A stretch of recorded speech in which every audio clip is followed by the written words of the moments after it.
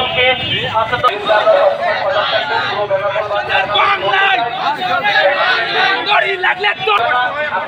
ইতিমধ্যে দেখছেন আমরা তার জন্য আজকে রাজপথে নেমেছি।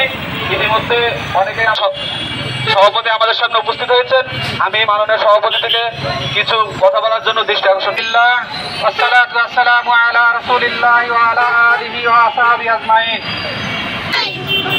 হ্যালো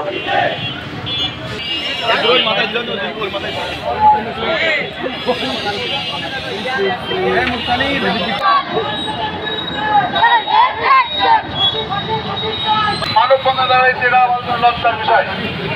এরকম হয় এবং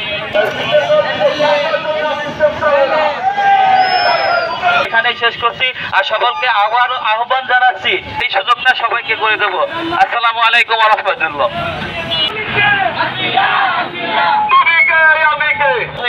কারোর সাথে বলতে চাই না, আমরা বাংলাদেশের শাস্তি দিয়ে যাতে ভবিষ্যতে আর কেউ এই ধরনের কাজ করতে না পারে আর ব্যবস্থা করা হোক। আমরা সকলে এইটাই চাই।